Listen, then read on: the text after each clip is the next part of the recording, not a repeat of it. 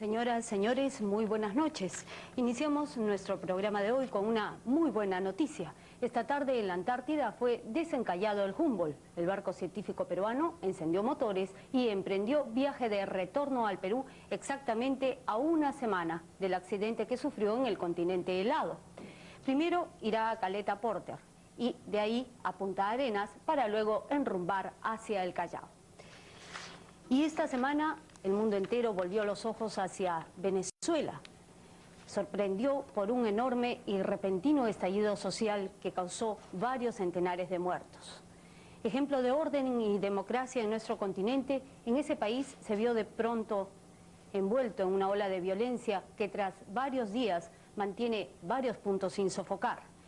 El desencadenante fue un paquete de medidas económicas. Esto es un shock en términos ortodoxos, que posibilitará a Venezuela el acceso a un préstamo de aproximadamente 4.300 millones de dólares de parte del Fondo Monetario Internacional. Pero, ¿qué pasó realmente en Caracas esta semana? ¿Y qué puede ocurrir en los días próximos? Alejandro Guerrero estuvo allí y obtuvo un impresionante testimonio sobre lo ocurrido. Veamos.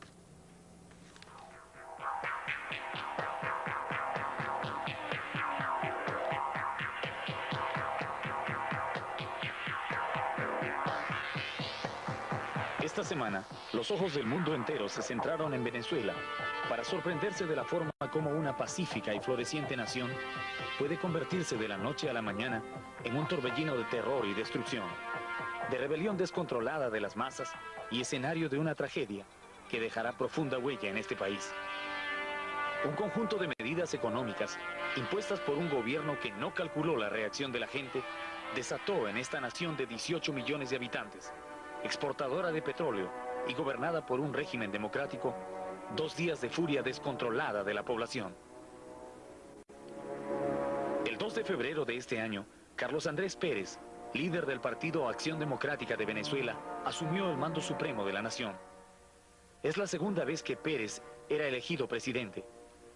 De inmediato, el nuevo jefe de Estado y su equipo económico comenzaron a estudiar una serie de medidas económicas encaminadas a mejorar las finanzas del país, sobre todo para conseguir financiamiento internacional, para cumplir con el pago de la deuda externa de Venezuela, que asciende a 32.000 millones de dólares.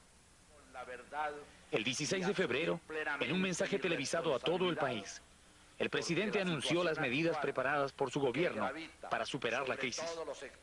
El paquete económico duplicaba el precio de la gasolina, ubicándolo a 7 centavos de dólar el litro. Se elevaban las tasas de interés bancario al 28% y se duplicaba el precio del pasaje urbano.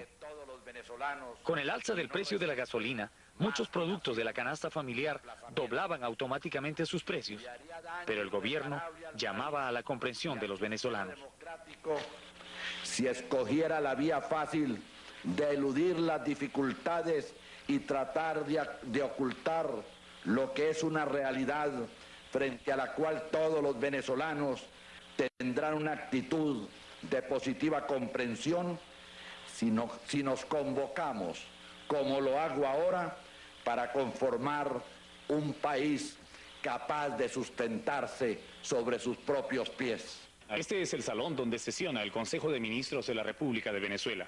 En este recinto, el jueves 16 de febrero, el gobierno acordó aplicar el paquete de medidas económicas destinadas a corregir la economía del país. En ese momento, nadie sabía la repercusión que estas medidas habrían de tener en la población. Los primeros días después del paquetazo pasaron lentamente, sin mayor reacción por parte del público.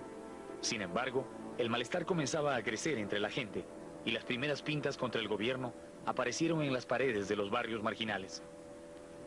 Al anochecer del lunes 27, repentinamente, miles de habitantes de los cerros, los barrios pobres de Caracas, bajaron en turba al centro de la ciudad y, como si estuvieran empujados por un instinto atávico, comenzaron a saquear las tiendas y comercios.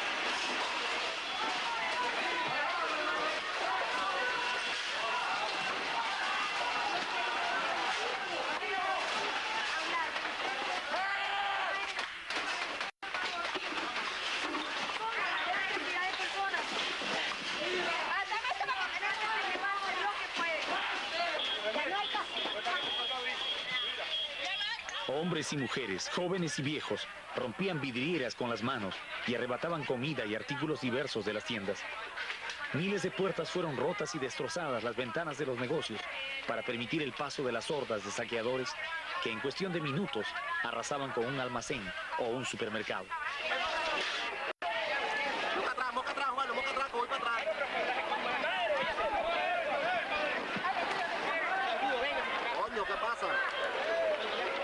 Antes de que la policía pudiera reaccionar, cientos de tiendas ya habían sido saqueadas.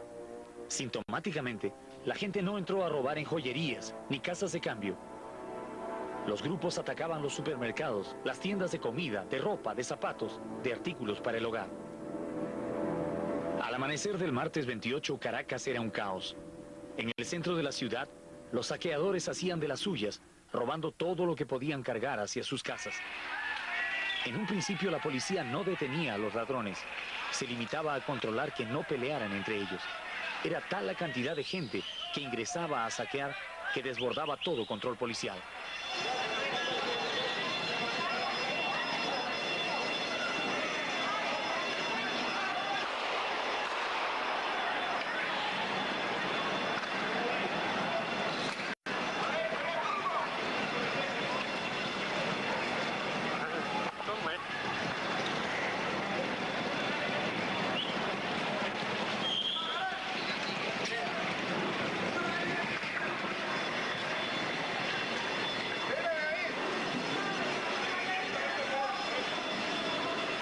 Al atardecer, el ejército salió a las calles a apoyar a la policía. 4.000 soldados de infantería, apoyados por tanquetas ligeras, fueron enviados por el gobierno para tratar de restablecer el orden en Caracas. Pero la presencia de las tropas no fue suficiente para asustar a la turba enardecida por el saqueo fácil. Entonces los soldados comenzaron a disparar.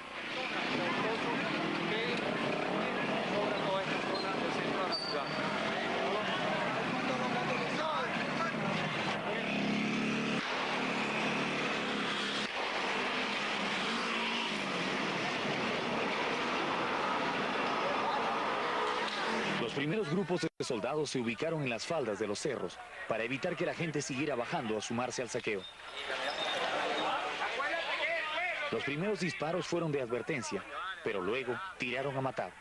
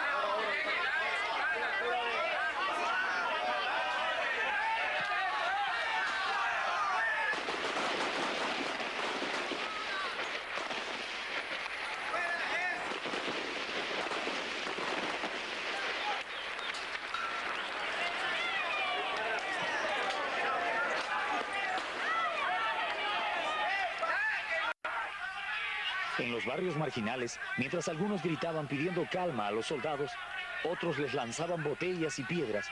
En la confusión, unos caían muertos y otros heridos.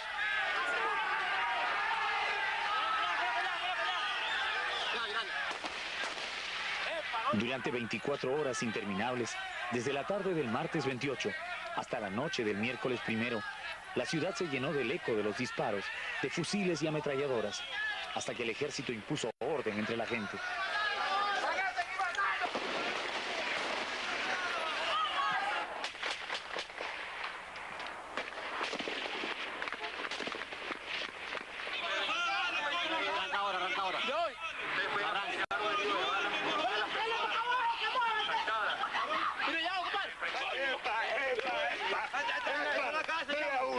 ¡Ambulancia! ¡Ambulancia! Cuando disminuyó el tiroteo, más de 300 venezolanos habían muerto y 2.000 quedaban heridos en las calles. La morgue se llenó de cadáveres y los hospitales eran insuficientes para atender a los heridos. La locura colectiva llegaba a su fin. Empezaba el llanto de los que habían perdido familiares y amigos y la desesperación de buscar a los desaparecidos. Las patrullas del ejército comenzaron entonces a allanar casas en los barrios marginales en busca de la mercadería robada y a arrestar a los sospechosos de haber participado en el saqueo. Lo que estamos viendo es una muestra de la violencia que sacudió a la ciudad de Caracas en los primeros días de la semana que ha terminado. Este local, que está totalmente destruido, incendiado, arrasado, era un gran almacén donde había una gran cantidad de productos alimenticios, así como también artículos para el hogar. Todo esto se ha derrumbado a raíz del incendio que provocaron los saqueadores cuando ingresaron violentamente bajando desde los cerros para apropiarse de los bienes, de los artículos que habían en este lugar.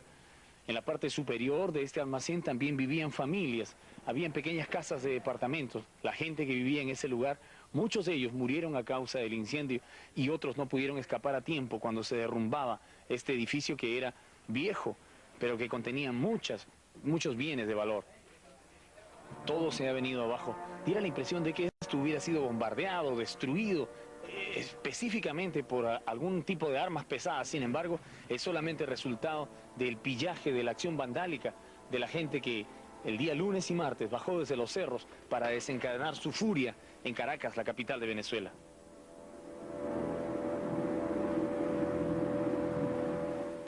En unos instantes volvemos con la segunda parte de este reportaje de nuestro enviado especial, Alejandro Guerrero, sobre lo ocurrido esta semana en Caracas. Volvemos.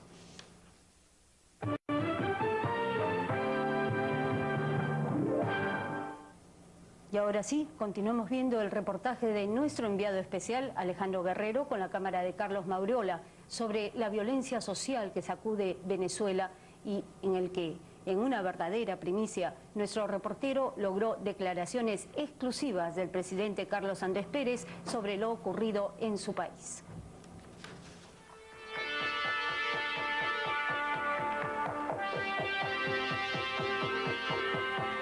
Cuando volvió la calma, la ciudad se enfrentó a dos fenómenos desconocidos hasta entonces: la falta casi total de alimentos y el toque de queda de 6 de la tarde a 5 de la mañana.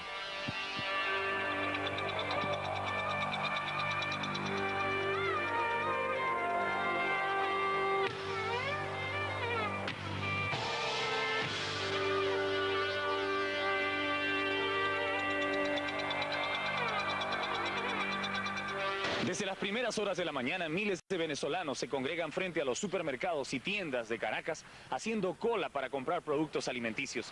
Esta es una situación totalmente nueva para la población de esta ciudad, que casi nunca ha estado acostumbrada a hacer cola para comprar alimentos, pero es una muestra del grave desabastecimiento que sufre la ciudad desde los desmanes ocurridos en los primeros días de la semana pasada.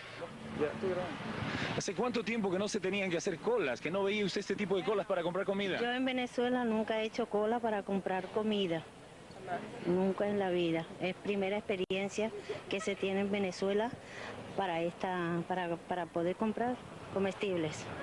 Bueno, es algo insólito, no, nadie lo esperaba. Totalmente nuevo para ustedes. Sí, realmente. ¿Nunca había habido este tipo de revueltas, de saqueos, de pillaje? Jamás, jamás. En todo el tiempo que usted recuerda haber vivido acá, no ha tenido que hacer cola. Desde que nací. Nunca recuerdo haber hecho cola para comprar.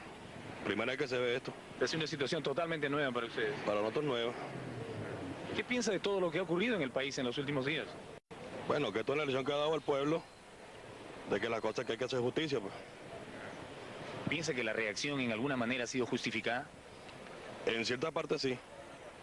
En otras quizás no. Ahí hubieron el sexo. Pero una reacción del pueblo, pues. ¿Qué haces total? Total, espero que, bueno, por lo menos aquí haya lo que uno venga a buscar. No debió ocurrir, porque quizás si nos aumentan antes, no hubiese ocurrido lo que está ocurriendo. Es bastante triste todo. Quisiera que pidiéndole a Dios para que todos volvamos a la paz y a la tranquilidad, porque tenemos niños y tenemos que salir a trabajar y todo eso es un inconveniente muy grande.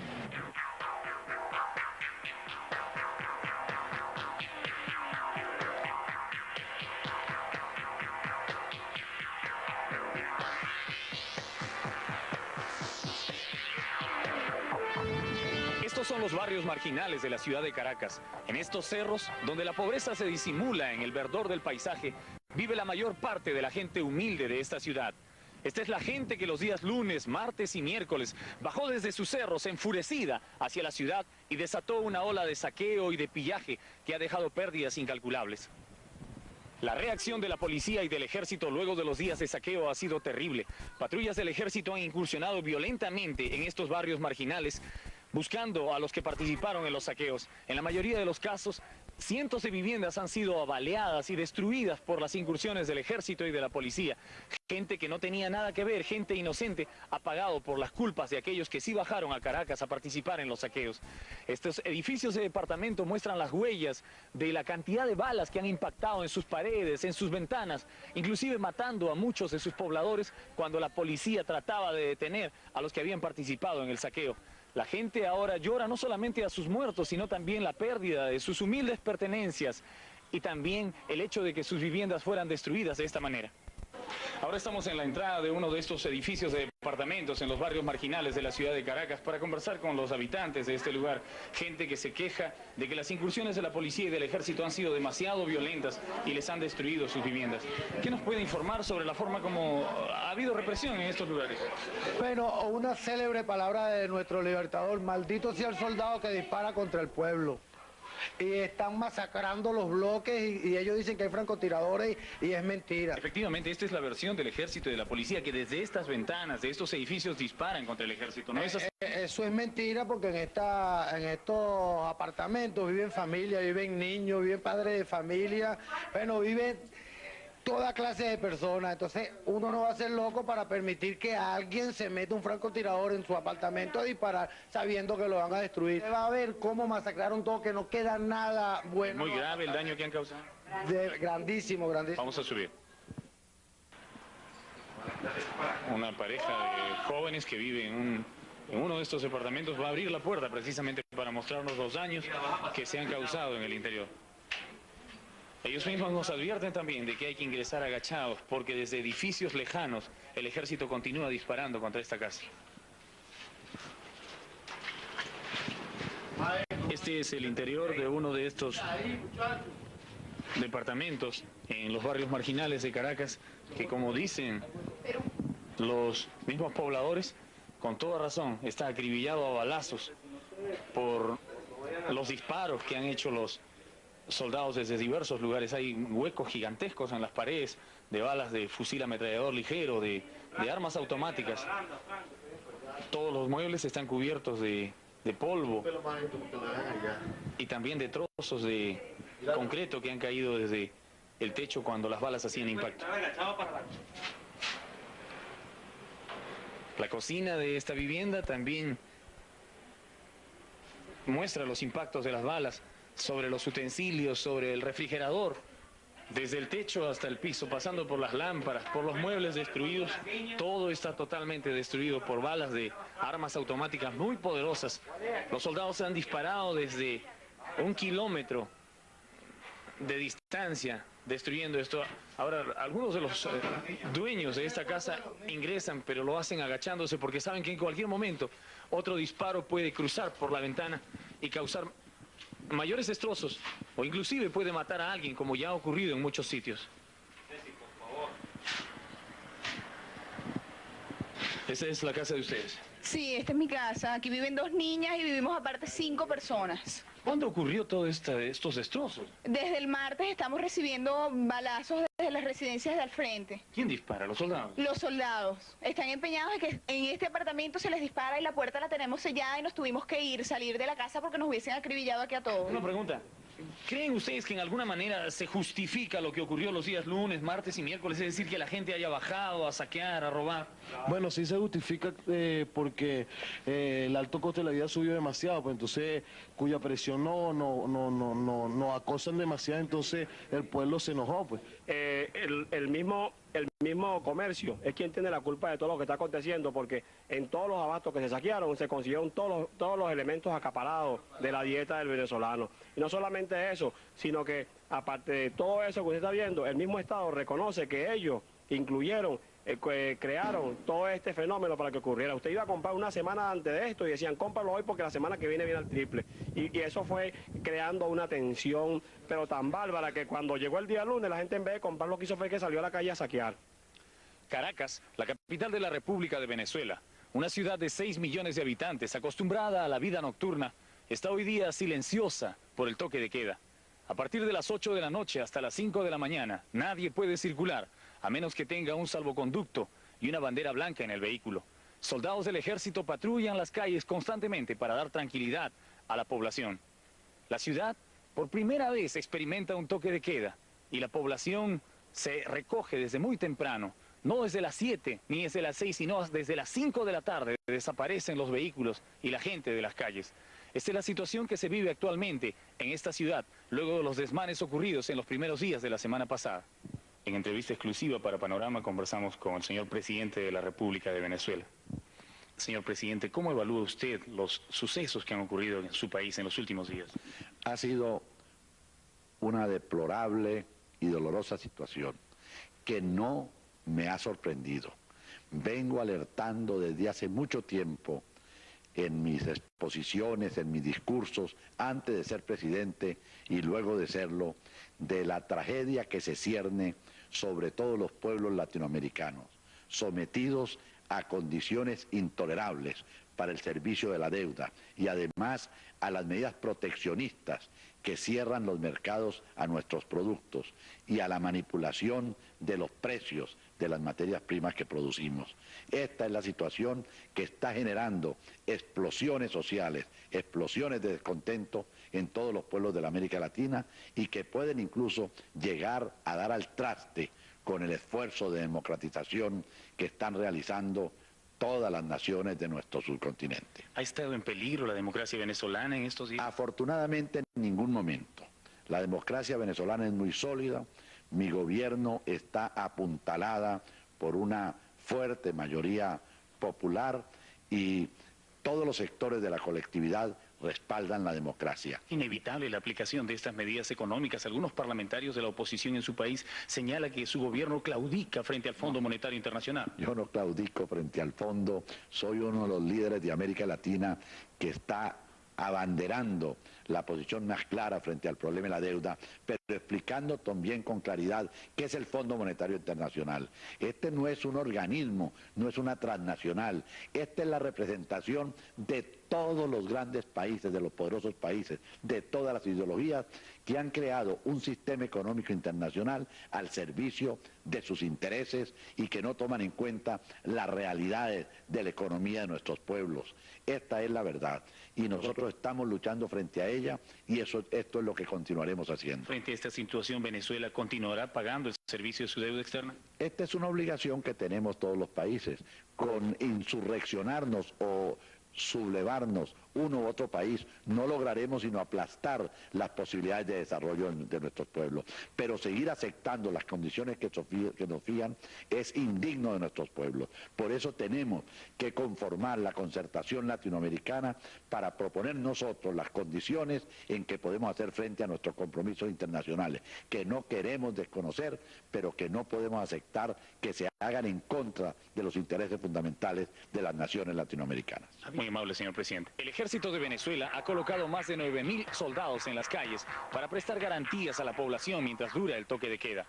Es probable que en unos días más se levante el estado de emergencia y se restablezca plenamente la normalidad. Sin embargo, las huellas de estos días trágicos perdurarán por mucho tiempo en este país. Desde Caracas, con la cámara de Carlos Mauriola, informa Alejandro Guerrero, Panorama.